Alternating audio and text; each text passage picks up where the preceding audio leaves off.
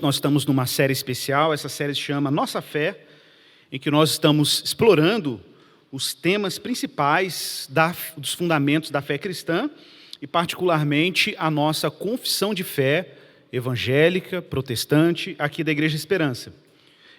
Nós acabamos de cantar uma canção que fala sobre isso, sobre eu quero trazer à memória aquilo que me dá esperança. E basicamente essa série é sobre isso.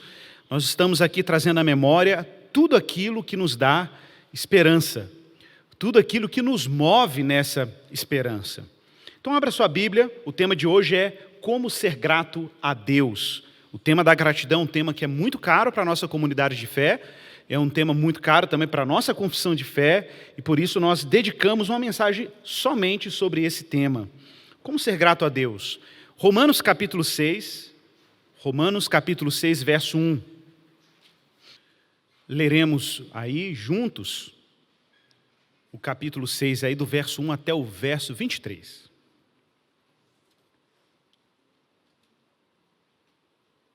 Eu estou lendo aqui na Nova Almeida e Atualizada, mas você pode seguir com a sua versão que você tem em mãos. É apenas para você saber de qual versão estou lendo o texto bíblico. E assim diz a carta de Paulo, Romanos 6, capítulo 6, verso 1 ao verso 23. Que diremos então? Continuaremos no pecado para que a graça aumente ainda mais? De modo nenhum. Como viveremos ainda no pecado, nós que já morremos para ele? Ou será que vocês ignoram que todos nós que fomos batizados em Cristo Jesus, fomos batizados na sua morte? Fomos sepultados com ele na morte pelo batismo, para que, como Cristo foi ressuscitado dentre os mortos pela glória do Pai, assim também andemos nós em novidade de vida. Porque se fomos unidos com ele na semelhança da sua morte, certamente o seremos também na semelhança da sua ressurreição. Sabendo isto, que a nossa velha natureza foi crucificada com ele para que o corpo do pecado seja destruído e não sejamos mais escravos do pecado. Pois quem morreu já está justificado do pecado. Ora, se já morremos com Cristo, cremos que também viveremos com ele.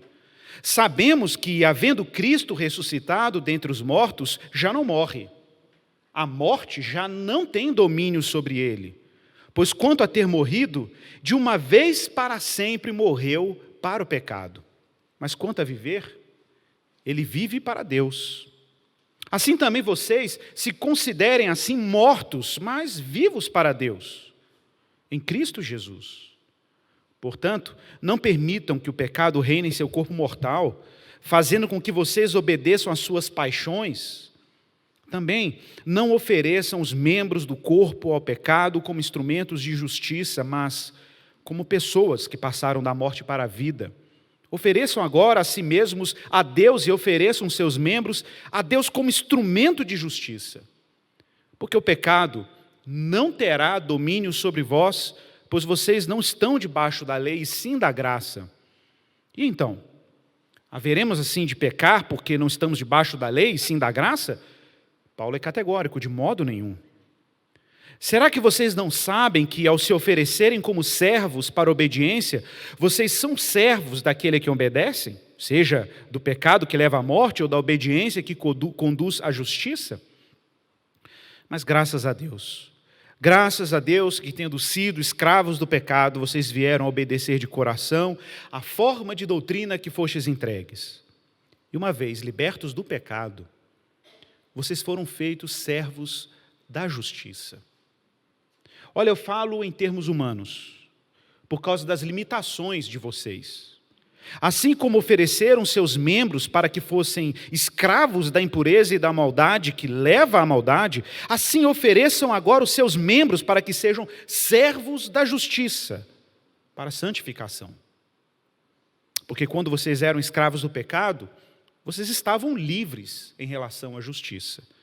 Naquele tempo, que frutos vocês colheram? Somente as coisas de que agora vocês se envergonham, porque o fim delas é a morte. Agora, porém, libertados do pecado, transformados em servos de Deus, o fruto que vocês colhem é a santificação. E o fim, neste caso, é a vida eterna. Porque o salário do pecado é a morte. Mas o dom gratuito de Deus é a vida eterna em Cristo Jesus, nosso Senhor. Vamos orar.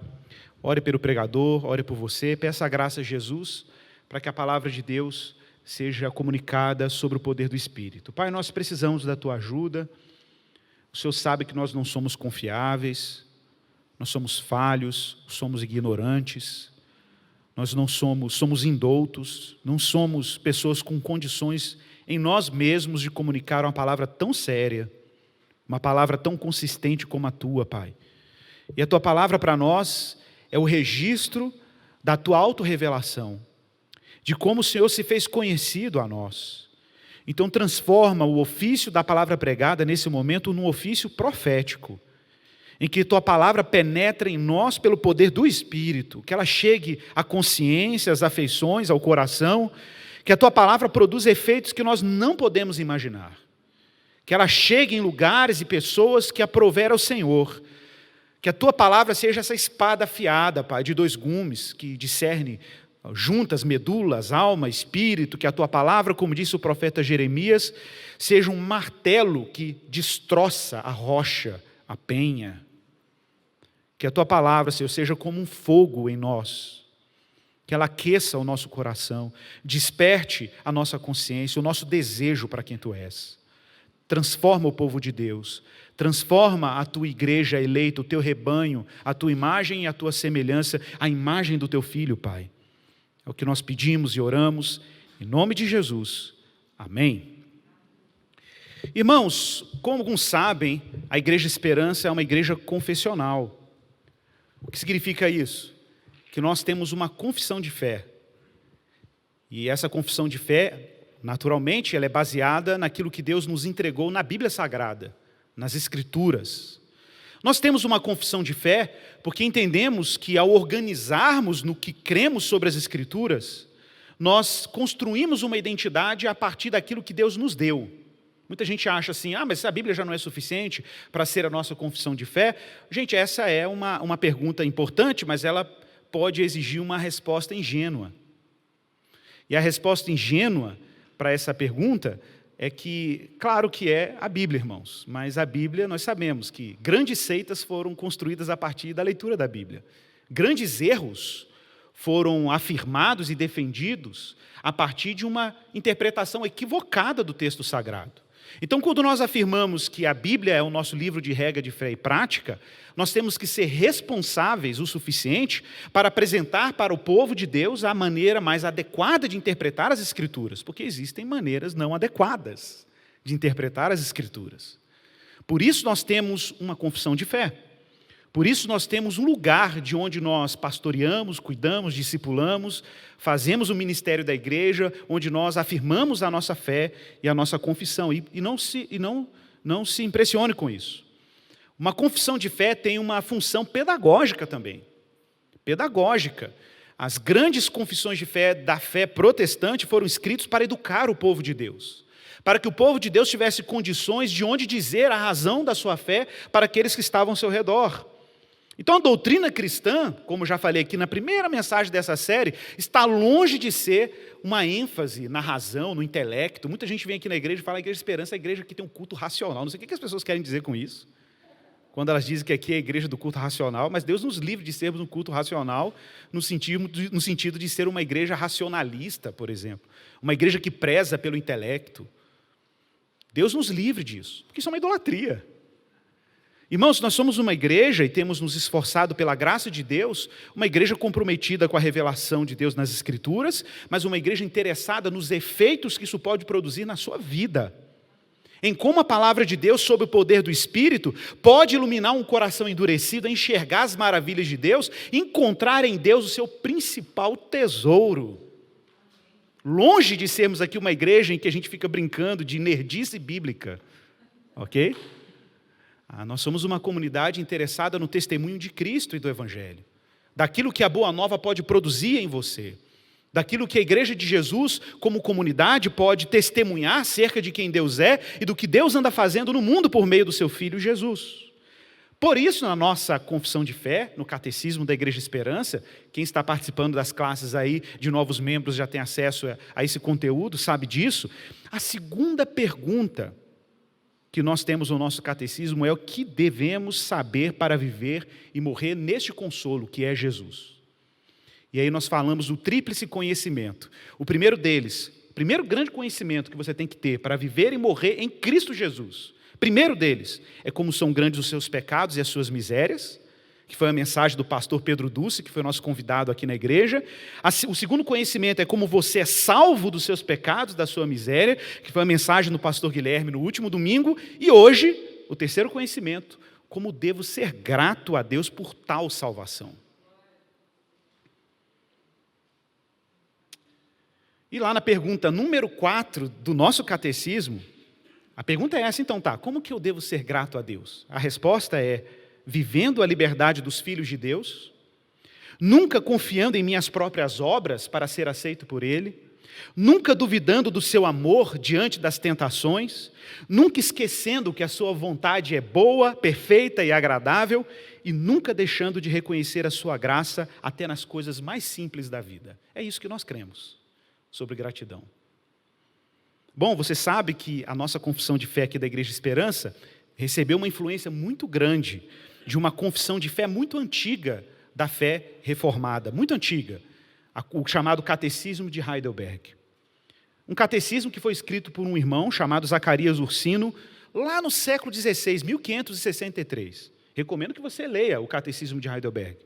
É belíssimo e é muito instrutivo e edificante para a vida do cristão. E lá no Catecismo de Heidelberg, na pergunta 86, há a seguinte pergunta lá. Visto que fomos, preste atenção, visto que fomos libertados da nossa miséria por Cristo, sem mérito algum de nossa parte, somente pela graça, por que ainda devemos fazer boas obras? Ora, é uma boa pergunta.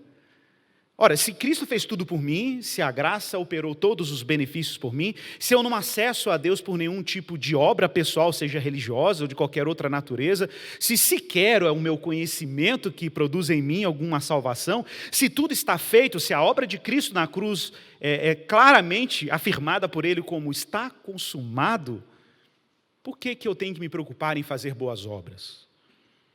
Por que eu deveria me preocupar em me santificar ou obedecer os mandamentos de Deus, as ordens de Jesus, o Sermão do Monte? Por que eu deveria me preocupar com o fruto do Espírito? A resposta do catecismo do século XVI é, primeiro, porque Cristo não somente nos comprou e libertou com o seu sangue, mas também porque Ele nos renova a sua imagem por seu Espírito, para que mostremos com toda a nossa vida que nós somos gratos, atenção, que nós somos gratos a Deus por seus benefícios. E para que Ele seja louvado por nós. Então essa é a primeira razão. A primeira razão é porque Deus está nos conformando à imagem de Jesus e o Espírito de Deus está produzindo algo em nós, por essa graça imerecida, irrevogável. Deus tem produzido algo em nós e produzido um profundo senso de gratidão em que nós damos testemunho público dos benefícios que nós recebemos pela graça. E segundo, nós fazemos boas obras para que pelos frutos da fé, nós fizemos uma série sobre o fruto do Espírito aqui, para que os frutos da fé tenhamos a certeza de que a nossa fé é verdadeira. Então, como que você sabe que a sua fé é verdadeira? É quando na sua vida Deus começa a operar e produzir fruto do Espírito. Essa é a maior evidência de que a sua fé é verdadeira e que você não é um cristão por mero consentimento intelectual de que aquilo que a gente prega aqui é verdadeiro. Isso não é suficiente. Fé, como dizia Schaeffer, é chegar diante de Deus e de Cristo de mãos vazias, dizendo para Ele, eu não dou conta, mas Jesus dá conta por mim, por isso eu abraço inteiramente a obra que Ele fez por mim. Quando nós confiamos inteiramente na obra de Cristo, o próprio Cristo, por obra do Espírito, por essa mesma graça, começa a operar em nós um profundo senso de gratidão. E não é só um senso, é uma reação grata diante do que Ele fez em nós. E aí Ele vai dizer finalmente que além da obediência em obra ser uma expressão de fé verdadeira em Deus, ela também é um meio para evangelizar. A confissão diz assim: para que assim ganhemos o nosso próximo para Cristo pela vida cristã que levamos. Porque quando o próprio Cristo opera em nós, a graça que nos salvou e que nos justificou, essa obra começa a nos santificar, as pessoas olham para a nossa vida e para a nossa existência e começam a ter evidências muito concretas de que Deus em Cristo realmente operou algo concreto na vida daquela pessoa ou na minha vida. Então, observe, gratidão a Deus não é simplesmente dizer muito obrigado para Deus ou dizer graças a Deus, também é, mas não é somente. De acordo com o que nós lemos aqui nas nossas confissões, primeiro, gratidão precisa ser uma gratidão integral. Ela precisa ser uma gratidão total. Toda a vida precisa ser transbordante da graça. Gente, gratidão só é possível em quem está cheio da graça. Vocês lembram de Maria? Que o anjo chegou para ela e disse assim: Maria, mulher agraciada, ou alguns falam, Maria cheia de graça. E aí quando Maria, ela tomada pela alegria da salvação, porque ela estava cheia de graça, a única resposta que ela podia dar era cantar ao Senhor. E você tem um cântico de Maria na Bíblia. Porque a gratidão é reação de quem está cheio da graça. Porque quando você não está cheio da graça, você tem falta. E quando você tem falta, meu irmão, aí os efeitos são outros. Não é fruto do Espírito, é obra da carne. Porque a obra da carne é um sinal de incredulidade. A obra da carne é um sinal de ausência de graça. Ou para usar um palavrão mineiro, uma desgraça. Porque só em Minas que isso é palavrão, vocês sabem, né? É uma falta de graça. É uma privação da graça. E a desgraça leva a uma desgraça generalizada. Porque o pecado é fruto de coração ansioso, coração privado da misericórdia de Deus, que devora tudo que está ao seu redor. Mas a gratidão também ela é glorificante, a gratidão ela glorifica a Deus. A gratidão exibe quem Deus é no mundo. A gratidão é frutífera, nós vimos isso aqui em vários textos. Se a ingratidão dá testemunho da incredulidade, a gratidão dá testemunho da fé verdadeira. A gratidão, ela é evangelizadora. Ela faz menção do nome do Senhor e da glória dele. Tá, quando eu olho para a Bíblia, eu vejo na Bíblia um livro de graça do início ao fim. É uma grande ilusão achar que a graça é um grande evento do Novo Testamento. Não, a graça de Deus está em todos os atos de Deus. Desde a criação até a redenção, de Gênesis a Apocalipse, a graça de Deus permeia toda a sua revelação. Ler a Bíblia é, no fim das contas, se maravilhar com a graça de Deus e como Deus é generoso, como Deus ele está dando o tempo inteiro. Deus criou o mundo como um grande cenário da sua graça. É impossível a gente olhar para a criação de Deus e não se maravilhar como essas coisas apareceram para a gente aqui. Não sei se você sabe da história, quando Chesterton, um famoso escritor cristão britânico, Chesterton ainda era ateu e uma das coisas que tirou ele do ateísmo foi um dia que ele recebeu um copo d'água, ele estava com muita sede, ele bebeu a água, ele teve um bug assim. E o bug dele foi, peraí, como assim? Eu como uma pessoa me dá um copo d'água, agradeço a pessoa, mas não foi ela que fez a água. E ele, como um gentleman britânico, né, com muito senso de educação, falou assim, meu senhor, eu tenho que agradecer alguém por isso. Eu tenho que agradecer alguém pelo sol, pelo vento, pelo ar que eu respiro, mas quem fez isso? A quem eu me dirijo para dizer muito obrigado? Irmãos, nós vivemos num mundo e numa realidade que é permeada de graça. Saturado de eventos de dádiva e presentes que Deus dá o tempo inteiro. Adão e Eva foram criados e colocados numa realidade dada. Deus, eu já falei isso aqui, Deus podia falar para Adão e Eva, olha, é o seguinte, vocês estão aí no deserto, toma aqui um saco de adubo, toma aqui um saco de semente, planta e faz um jardim, mas ele não fez isso. Deus foi lá e deu um jardim pronto, com fruto, terra fértil, e falou assim, só cultiva, guarda, toma conta e vai trabalhar. Mas trabalhar onde? Trabalhar no contexto da graça. Trabalhar no contexto da dádiva. Trabalhar no ambiente onde Deus estava ali generosamente derramando suas dádivas no mundo. Abraão foi chamado por Deus e Deus diz claramente para ele em Gênesis 12, sê tu uma bênção. E é curioso pensar isso, né? Que Abraão, ele era um homem cheio da graça de Deus e Deus estava dizendo para ele, eu estou te enchendo da minha graça porque isso precisa transbordar para as nações. Isso precisa alcançar os povos. Por meio de ti e da tua semente serão abençoadas todas as famílias da terra. Abraão era o oposto da maldição. A maldição era a privação, a maldição é a falta, a maldição é o prejuízo. A graça não, a graça é a abundância, a graça é generosidade, a graça é transbordamento, a graça é a arte de dar porque se recebeu muito, por isso você pode dar. Então observe, muita gente poderia olhar para Paulo, a gente lê o texto de Romanos 8, a pergunta de Paulo no início é, e aí, vamos pecar para que a graça abunde mais ainda? Paulo está dizendo, vocês não estão entendendo. Vocês não estão entendendo que as razões que movem o cristão para a obediência, as razões que movem o cristão para a santificação são completamente diferentes daquelas razões que existiam no regime da lei. Não é que a doutrina da graça é uma autorização para uma vida moralmente frouxa, nunca foi. Na verdade, a graça de Deus e o Evangelho nos dão razões muito mais profundas e muito mais consistentes para uma vida de santificação e obediência a Deus. Até a maneira como nós lidamos com a lei de Deus muda. Porque a gratidão é isso. A razão para a obediência é a gratidão, é uma reação à abundância da graça de Deus em nós. Jesus era cheio de graça, Maria era cheia de graça. João capítulo 1, verso 14 diz que ele era cheio de graça e de verdade. E vimos a sua glória como a glória do unigênito do Pai. Atos capítulo 4, verso 33, diz que os apóstolos com poder davam testemunho da ressurreição do Senhor Jesus e em todos eles havia abundante graça. João capítulo 1, verso 16 diz, porque todos nós cristãos, a igreja de Jesus, os discípulos, porque todos nós temos recebido da sua plenitude. A palavra plenitude em grego, pleroma, quer dizer o transbordamento. Transbordamento. Todos nós temos recebido do seu enchimento, do seu transbordamento e graça sobre graça. Graça sobre graça. Então, irmãos, nós chegamos aqui no texto de Paulo, e eu queria que você mantesse sua Bíblia aberta, porque esse texto é essencial para a gente entender a obra do cristão como uma resposta grata à obra que Cristo está fazendo em nós. E como nós temos razões muito mais profundas para obedecer e responder o chamamento de Deus para a obediência e a santificação a partir do Evangelho. Muito melhores do que do regime da lei. Razões muito melhores do que aquilo que Moisés prescreveu lá nos mandamentos.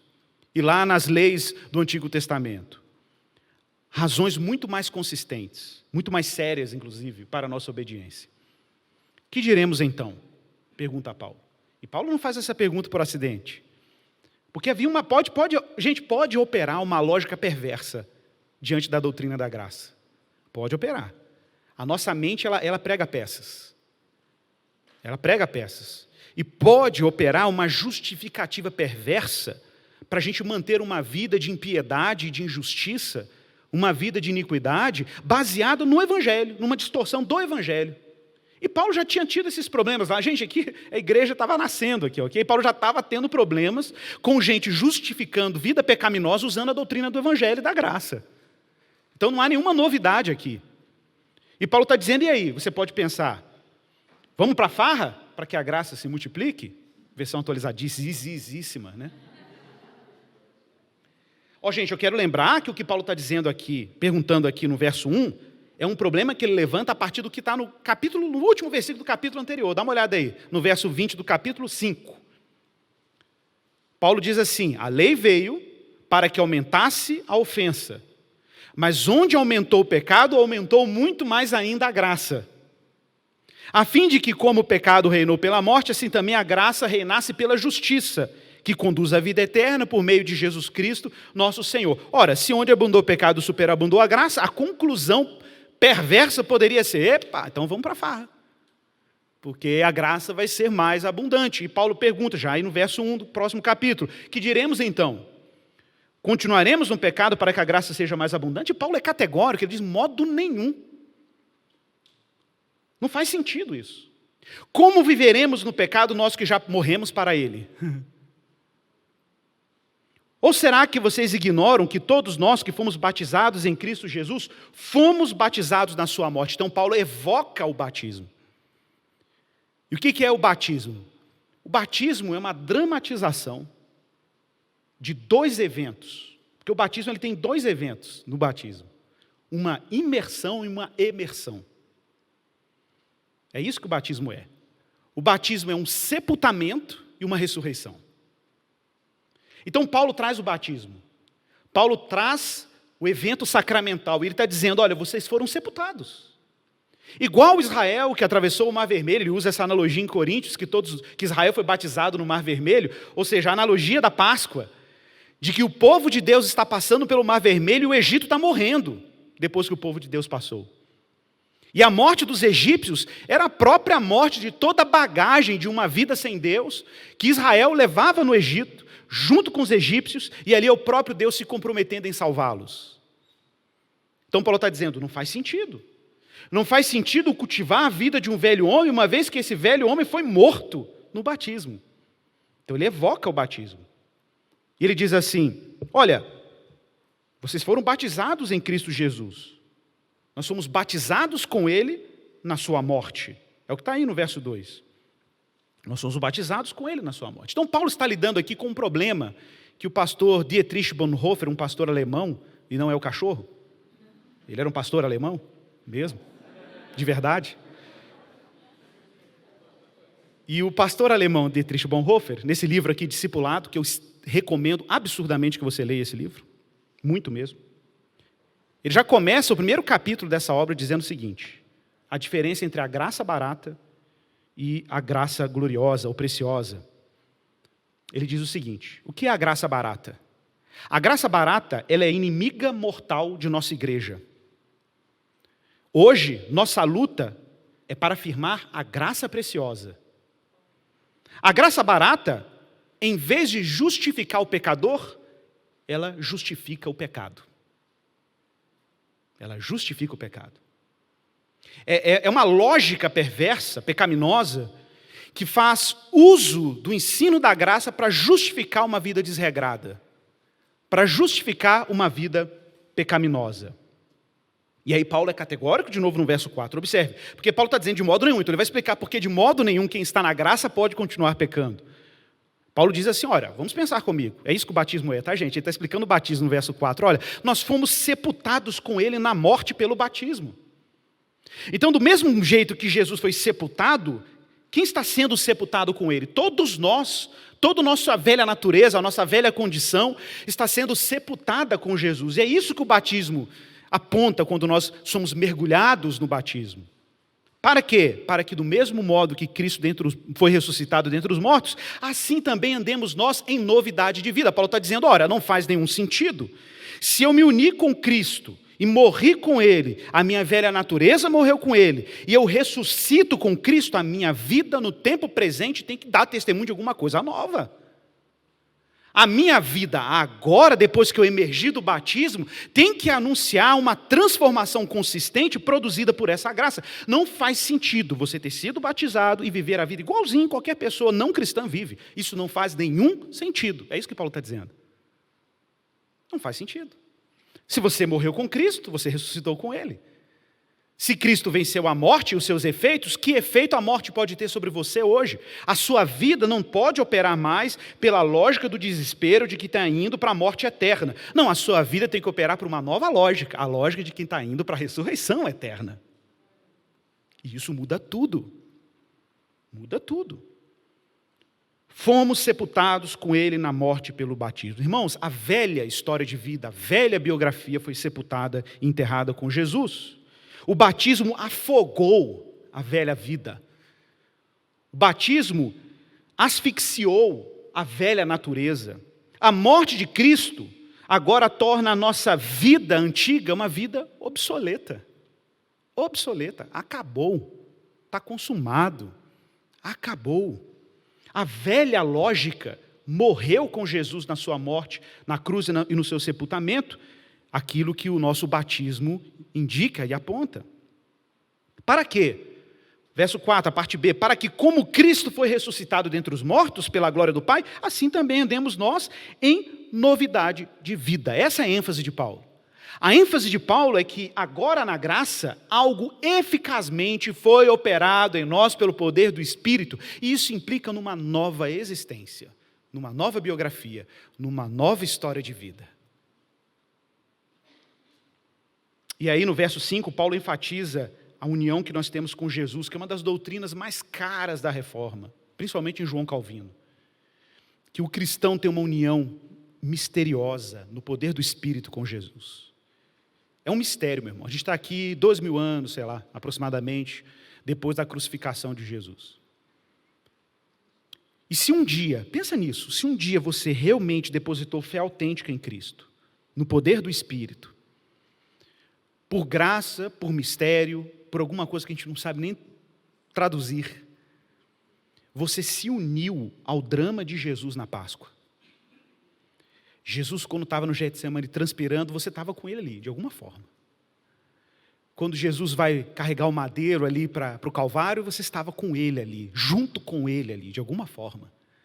Quando aquela cruz foi erguida no Monte da Caveira, e as pessoas debochavam de Jesus, e as farpas de madeira perfuravam suas costas, suas feridas roçando naquele madeiro, você estava ali de alguma maneira. Quando ele está na cruz dizendo, Deus meu, por que me desamparaste? Quem estava ali? Você estava ali, e está ali de alguma maneira, unido com aquele evento, no poder do Espírito. Não importa a distância do espaço, do tempo, da geografia, o cristão pelo poder do Espírito está unido com Cristo. Isso é muito forte, meus irmãos. E quando Jesus expira e diz está consumado, nós estávamos unidos com ele. Quando ele desce à sepultura, o meu velho homem descia à sepultura com ele.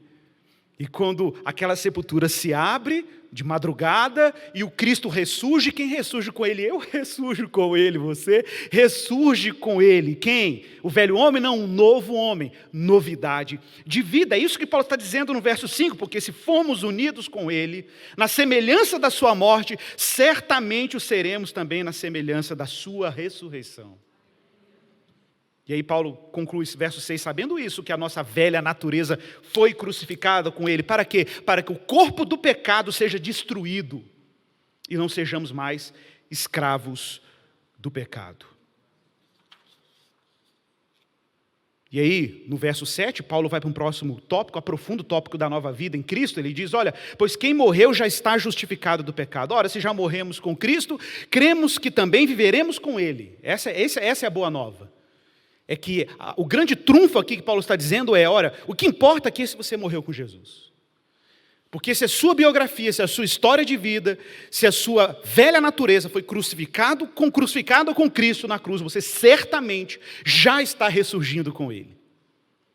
E essa é a boa notícia. Porque o drama não acaba na cruz.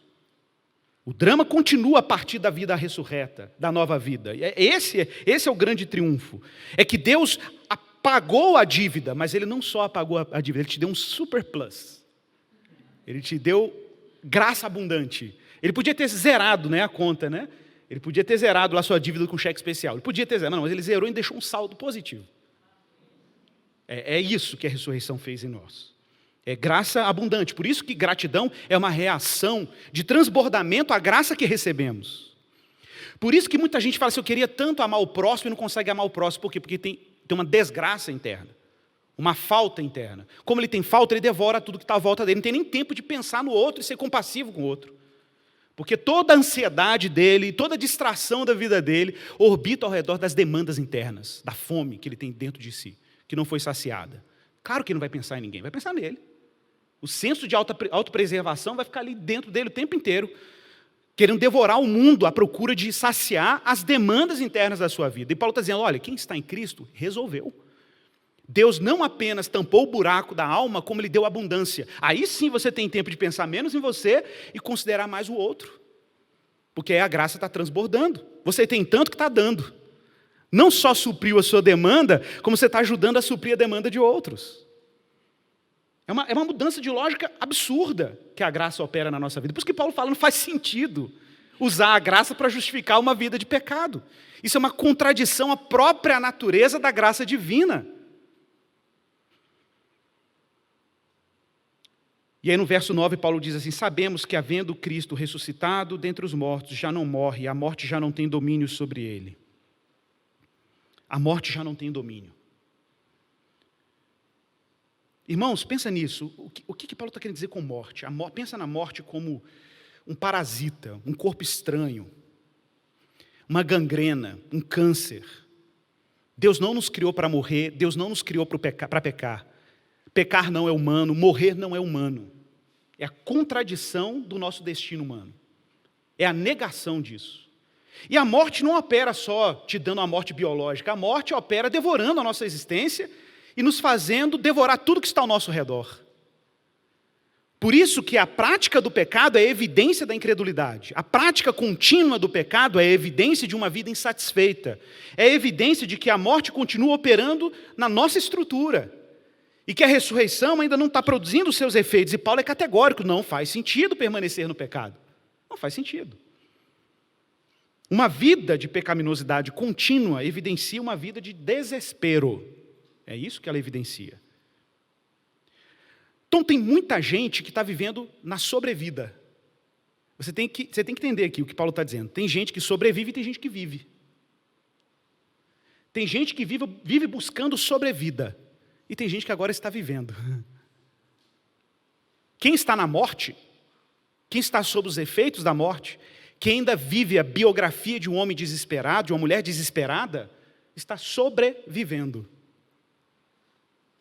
E quem ressuscitou com Cristo está vivendo. Tem uma diferença enorme aqui, ok, pessoal? E aí Paulo é categórico.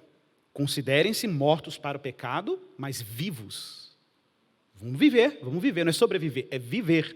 Vivos para Deus em Cristo Jesus. E aí no Catecismo de Heidelberg, olha que interessante, ainda sobre gratidão e boas obras, na pergunta número 87, olha que pergunta sensacional. Não podem ser salvos, então, aqueles que continuam vivendo sem Deus e sem gratidão e não se convertem a Ele? Uma boa pergunta. O isso significa, então, o quê? De acordo com o catecismo, a pergunta do catecismo. Uma pessoa que vive uma vida pecaminosa continuamente, sem arrependimento, sem gratidão, ou seja, obras que evidenciam a graça de Deus, pessoas que não demonstram frutos de arrependimento e conversão, não podem ser salvas? A resposta do catecismo é categórica. De maneira nenhuma. Sem chance. Perdeu o Playboy. Não tem jeito. E ainda a resposta é mais profunda. A resposta diz assim, de maneira nenhuma, porque a Escritura diz o seguinte, que nenhum impuro, nenhum idólatra, nenhum adúltero, nenhum ladrão, avarento, bêbado, maldizente, assaltante ou semelhante a estes herdará o reino de Deus. Não vai herdar, gente. Não tem jeito, não tem como. Aí você fala, por que esses pecados são graves? Não, gente, porque todos esses pecados aqui listados, impureza, idolatria, adultério, ladroagem, avareza, pão-durice, né? Bebedice, maledicente, obrigado, o irmão ali da enciclopédia bíblica me ajudou, assaltante. Quem é esse perfil aqui? De quem é esse perfil? É o perfil de alguém que está devorando o mundo. É o perfil de gente inquieta, desesperada. Por que ele está adulterando? Porque está insatisfeito com a mulher que tem. Por que ele está idolatrando? Porque está insatisfeito com o Deus que tem. Por que ele está roubando? Porque está insatisfeito com os bens que tem. Por que ele está bêbado? Porque ele não se sacia. Todos esses pecados evidenciam uma vida desgraçada. Isso aqui não é comportamento de gente que vive, mas que sobrevive. Que está tentando se agarrar no mundo desesperado, porque não se vê ressuscitado, se vê vencido pela morte, e não ressuscitado com Cristo que venceu a morte. Por isso, meus irmãos, o chamado de Deus para aqueles que foram salvos da graça é gratidão. Bom, Paulo usou aqui essa analogia maravilhosa, e no verso 12 ele vai falar assim, olha irmãos, então, transforme os vossos corpos em instrumentos de justiça. Ele levanta o mesmo problema no verso 14. E aí?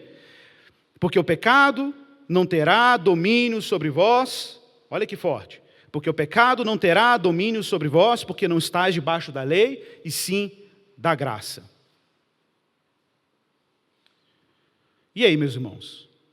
Ele continua provocando o verso 15. E aí, vamos pecar porque não estamos debaixo da lei, e sim da graça? E ele responde, de modo nenhum. Também não faz sentido. E Paulo está querendo discipular a igreja, ensinar a igreja. Gente, observe, Paulo está lidando aqui com uma igreja real, com todos os problemas de uma igreja real. Muita gente imagina a igreja primitiva assim, né? Uma igreja cheia de santos na igreja primitiva. Não, era cheio de problema. Gente distorcendo a doutrina da graça, gente que falou que creu em Jesus, mas não vive como o que crê, gente que fica ali indo para a igreja e funciona na lógica de um desesperado na morte, nas suas rixas dentro da igreja, nas fofocas, na falta de misericórdia com o outro. Os problemas clássicos de uma igreja sempre existiram, gente. Por isso que Paulo é insistente no cuidado de anunciar o evangelho. Paulo está descrevendo a boa nova para a igreja do Senhor. Mas esse verso 15 ao verso 18, Paulo usa uma analogia sensacional. Ele usou a analogia do batismo, da morte e da ressurreição, agora ele vai usar a analogia da escravidão. Olha que interessante, e do senhorio. Tá bom, já que não foi suficiente explicar pelo batismo, vou usar outra analogia agora. Ele diz aí no verso 16, será que vocês não sabem que ao se oferecerem como servos para a obediência, vocês são servos daquele a quem obedecem, seja do pecado que leva à morte, ou da obediência que conduz à justiça? Paulo está deixando claro que a graça não dispensa a obediência, gente. É verdade que o Evangelho oferece uma liberdade, mas é pura ilusão achar que liberdade nas Escrituras e no Evangelho é sinônimo de viver uma vida sem Senhor. Tem gente que acha assim, a liberdade cristã agora é fazer o que eu quiser. Não, irmão, não tem nada a ver isso. A lógica de liberdade nas Escrituras não é viver sem Senhor, é viver debaixo do Senhor certo. Isso é liberdade. É viver debaixo do Senhor certo. Porque Senhor é inevitável. Ter um Senhor é inevitável. A questão é, você está debaixo do Senhor certo? Do Senhor que realmente vai te dar condições de viver a verdadeira liberdade? Então a graça não dispensa a obediência. Ao contrário, a graça cria novas condições para a obediência. Novas condições. Então estar debaixo da graça de Deus cria um novo contexto para a minha vida frutífera. A gente se liberta de uma lógica legalista que o tempo inteiro condiciona o meu acesso a Deus pela minha obediência a Ele, e Deus diz assim, não, o seu acesso a Deus se dá pela obediência de um só, o meu Filho. Ótimo. O meu acesso a Deus se resolveu pela obra de Cristo. Estar diante dEle é um ato da graça de Deus. Não há nada que eu faça, que eu me empenhe, que possa me tornar mais aceito diante dEle. Entretanto, é justamente porque eu tenho acesso a Deus, que agora eu tenho razões completamente novas e um contexto completamente novo para obedecer, não mais pelo medo do juízo divino baseado em obras legalistas da lei. Não, a minha obediência agora nasce de uma nova relação com Deus, porque eu deixo de ser escravo do pecado e agora me torno servo da justiça. E aí Paulo, verso 16, diz assim, olha, se vocês não sabem o que oferecem como servos para a obediência, vocês são servos daquilo que obedecem, seja do pecado para a morte ou da obediência que conduz à justiça. Ter um Senhor é inevitável. É inevitável. E aí Paulo usa uma expressão maravilhosa no verso 17. Ele diz assim, mas graças a Deus que tendo sido escravos do pecado, vocês vieram a obedecer. Olha a expressão que ele está usando. Vocês vieram a obedecer, depois da conversão. Vocês vieram a obedecer de coração. Não é mais por medo. Não é o servo que tem medo do seu senhor, porque ele pode punir você, porque você não cumpriu o que ele pediu. Não. É um servo que obedece de forma voluntária. Ora, se a dívida foi paga, então qual a razão de você obedecer? Outra. Você obedece porque você ama. Você obedece porque você anseia aquele Senhor. Você obedece porque o seu coração transborda de graça, porque você sabe que nenhuma condenação há para aqueles que estão em Cristo Jesus. As razões para obedecer são completamente novas. Viestes a obedecer de coração a forma de doutrina a que foram entregues. Escravos do pecado não obedecem por medo. Escravos do pecado obedecem por medo. Escravos do pecado são escravos do desespero. Mas uma vez que nós fomos libertos do pecado, verso 18, nós somos transformados em servos de um outro Senhor, servos da justiça. Uma vez eu fiz uma ilustração aqui na igreja, né, sobre Maria das Graças e João das Dores. Quando você olha para o João das Dores e para a Maria das Graças, você olha para os dois, eles parecem igualzinho. O João das Dores é generoso com o pobre, a Maria das Graças também. O João das Dores vai na igreja e canta ao Senhor e louva ao Senhor, e a Maria das Graças faz a mesma coisa. O João das Dores, ele é piedoso, ele canta música de crente, a Maria das Graças também. Igualzinho. O João das Dores é um homem ético, e a Maria das Graças também é muito ética. A única diferença entre o João das Dores e Maria das Graças é quando eles estão se arrependendo. O João das Dores entra em desespero quando ele peca. Porque o João das Dores tem dentro de si o inferno. E tudo que o motiva a fazer o que ele faz, o que parece ser muito cristão, inclusive, é baseado no pavor do inferno. Enquanto a Maria das Graças, ao ajoelhar e pedir perdão ao Senhor, chora, arrependida, porque ela pecou e aquilo não condiz com a pessoa que vai reinar com Deus pela eternidade. A Maria das Graças se arrepende porque ela sabe para onde está indo.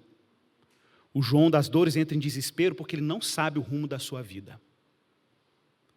Uma diferença enorme na piedade baseada na graça e na piedade baseada no desespero. Porque quando a graça de Deus nos assalta, nós nos tornamos servos da justiça, porque, como dizia Agostinho, ama a Deus e faça o que quiseres. Que coisa maravilhosa. Eu amo essa frase. Ame a Deus e faça o que quiseres. Claro, óbvio. Porque se meu coração está cativo por quem Deus é, se eu fui raptado por Ele, se as minhas afeições foram tomadas por Ele, se eu estou encantado com Ele, se eu acordo de manhã pensando nele, durmo pensando, ouço as músicas pensando nele, porque eu amo. Não é porque eu tenho medo, é porque eu sei para onde estou indo. Eu sei de quem eu sou servo, não sou mais o servo, o escravo do pecado e da iniquidade, eu sou um servo da justiça. Ele me capturou para Ele, Ele me raptou para Ele, me encantou com Ele, abriu os meus olhos, me encheu de graça, minha vida transborda de graça. Se eu acordo de manhã, de tarde, de noite, ansiando por Ele, quando eu peco, eu me arrependo, porque eu amo esse lugar de estar diante dEle, fui raptado por Ele. É claro, ame a Deus e faça o que você quiser, até porque o seu querer vai ser completamente diferente quando você o amar.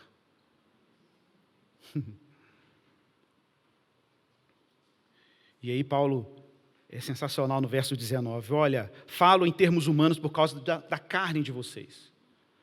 Assim como vocês ofereceram seus membros para serem escravos da impureza e da maldade, a palavra maldade aqui no grego é a palavra anomia. Anomia é transgressão da lei, uma vida fora da lei, uma vida fora das regras. Então Paulo está dizendo, vocês, gentios de Roma, vocês viviam uma vida de iniquidade, de anomia, de quebra dos mandamentos. E a quebra de mandamentos levava vocês a quebrar ainda mais os mandamentos. Assim agora que vocês são servos da justiça, que vocês estão na graça, ofereçam os vossos membros, os vossos corpos, para serem servos da justiça para a santificação. O texto é claríssimo. Claríssimo. É assim que um cristão na graça vive. A vida da graça não é sem lei, meus irmãos, apesar de não estar debaixo dela. A graça habilita o coração para uma obediência livre, baseada no amor. Amar a Deus é expressão de um coração transbordante da graça de Deus. Por isso, gratidão. E aí a conclusão de Paulo nos versos 20 em diante, porque quando vocês eram escravos do pecado, vocês estavam isentos e livres em relação à justiça. Naquele tempo, que fruto vocês escolheram? Só das coisas que vocês se envergonham. E aqui observe o paralelo. Paulo vai dizer, o fim delas é uma coisa, é a morte. Então o nosso estilo de vida, a nossa existência, ela evidencia se nós estamos caminhando para a morte ou se nós estamos caminhando para a ressurreição. Porque, meus irmãos, se nós estamos caminhando para esse sol que está raiando, ok? Que é o sol da vida ressurreta, do novo céu e da nova terra, a nossa existência e a escuridão da nossa vida vai se dissipando na medida que nós nos aproximamos desse sol.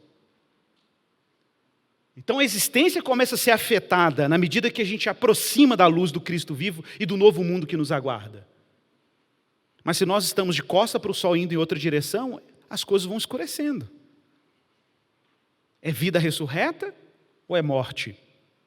E o verso 22 em diante é claríssimo. Agora, porém, é o contraste. Agora, porém, libertados do pecado, transformados em escravos de Deus, ou servos de Deus, doulos em grego, o fruto que vocês escolhem é agora para a vossa santificação. E o fim, neste caso, só pode ser uma: a vida eterna.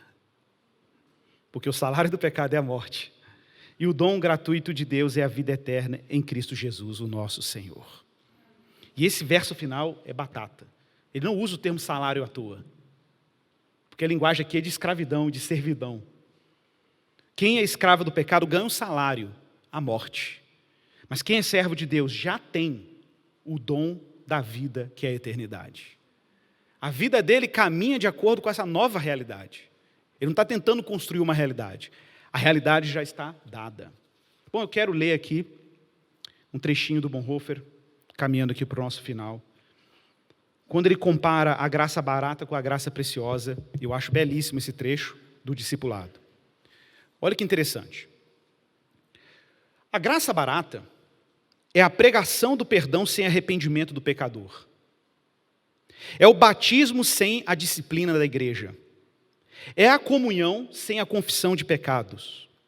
É a absolvição sem confissão pessoal. A graça barata é a graça sem discipulado. É a graça sem cruz. É a graça sem Jesus Cristo vivo e encarnado. A graça preciosa é o tesouro oculto no campo pelo qual o ser humano vende feliz tudo o que possui. É a pérola preciosa pelo qual o mercador oferece todos os seus bens. É o domínio do reino de Cristo pelo qual o ser humano arranca o olho que o faz tropeçar. É o chamado de Jesus Cristo pelo qual o discípulo deixa suas redes para trás e o segue. Amém, meus irmãos? Vamos orar ao Senhor.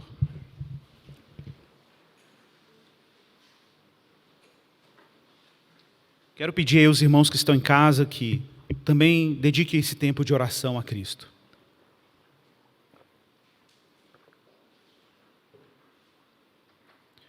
A gratidão é que nós somos feitos servos da justiça.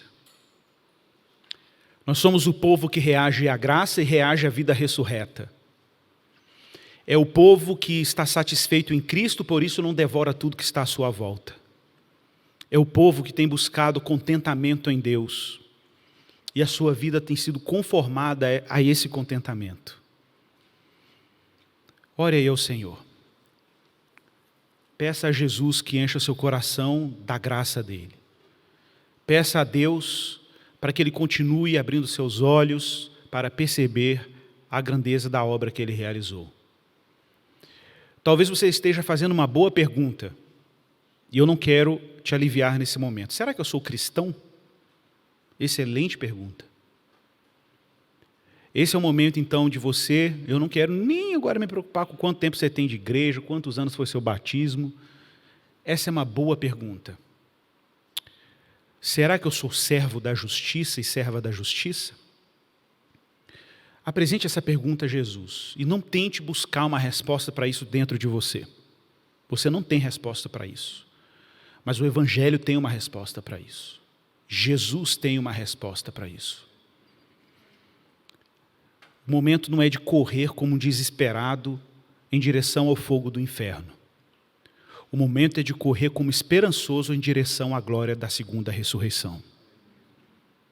Pensa aí, meu irmão, e ore sobre isso enquanto nós vamos cantar ao Senhor, nos preparando aí para a ceia dele.